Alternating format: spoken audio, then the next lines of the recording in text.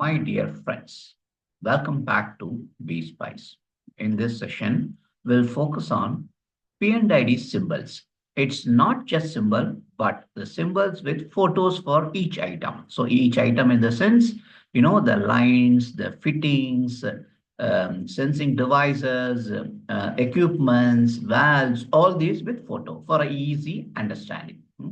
So in fact, as part of BSpice, we have already uploaded three videos related to P&ID. So the first two video focus on how to read P&ID, and the third video is exclusively for instrumentation engineers. So meaning what sort of aspects we should look into it into the P&ID while reviewing from instrumentation point of view. You can also watch and get benefited. Okay, let's move on with this. See, as I highlighted, agenda is simple, very simple.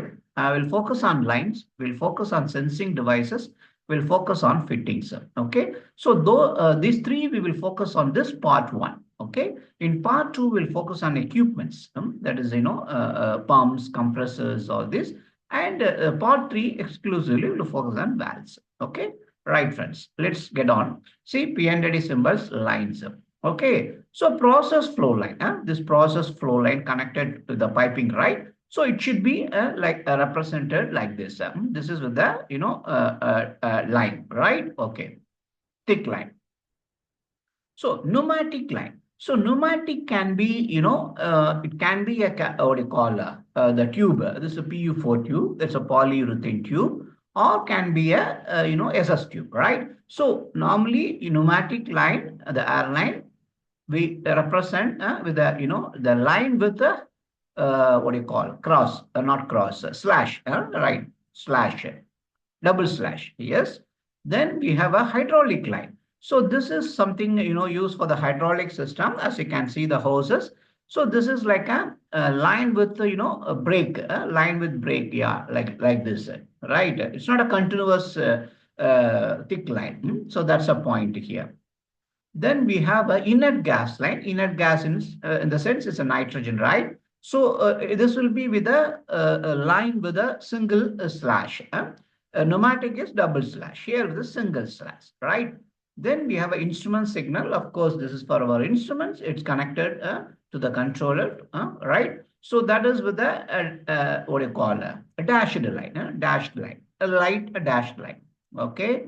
Then we have a capillary, and of course, this capillary is a with the dash. I mean, what do you call it? The line with a single cross. I mean, cross. So that is how we represent instrument capillary. Okay, right. Then we have an electrical wire. So this is basically with a dashed line with a dot. With a dot. That is how we represent. And we have electrical heat tracing. This is with the for what do you call E. This is the dash line with E. That is what used actually, electrical heat tracing. Okay. So if it is, heat tracing is needed, it will be routed along the pipeline. So if this is the case, you have to represent like this. Then other heat tracing is a steam actually. So as you can see here, this is the steam heat trace actually. So this is represented by the dashed line with the S actually.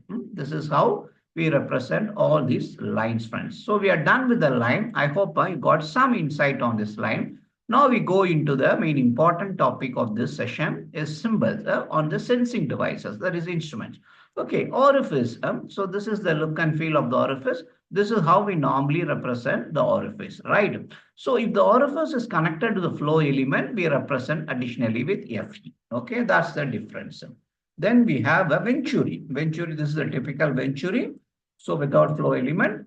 And we have venturi with flow element. So this is how it has to be. And again, friends, this all with ISA 5.1. Okay, symbols, right? Then we have a rotometer. This is the look and feel. And this is how we actually represent rotometer. Okay. Then we have a temperature element without a thermobell. So this is how it represents with the TE without well. And if it is with well, then we have to have a small kind of semicircle kind of things. So this is how for the temperature element. Then we have a thermocouple. Yes, of course, TC, right? Then we have pressure element or pressure gauge. We represent like this, right? Okay. Then we have a differential pressure cell. That is the differential pressure transmitter. This is how we represent it. And we have conductivity. And conductivity is represented like this actually. Okay. Then we have a radiation detector. So basically, it will be like this representation. Okay. Then we have a fittings, pipe fittings. Okay. So pipe fittings, ejector. So the ejector is something like this. Basically, you may be see, of course, this is not instrument related, but you may be wondering, not directly related. This ejector basically is a device used to create a vacuum or to mix fluids actually. That is the purpose basically, right? So yeah, basically, this is used in chemical, plant, refinery, and power plant to remove gases or vapors or to mix fluids or create a vacuum. That is how it is used actually. Then we have a pipe reducer.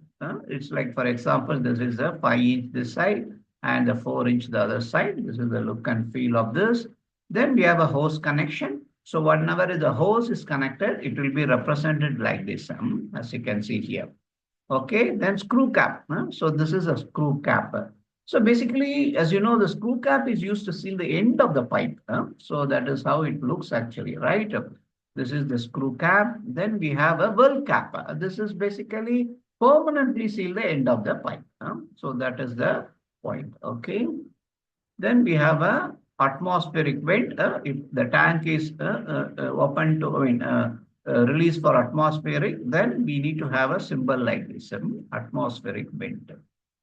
Then we have a flexible connection. So basically, this it's used to indicate a section of the piping that can accommodate a movement or vibration or thermal expansion. So that is how we represent like this.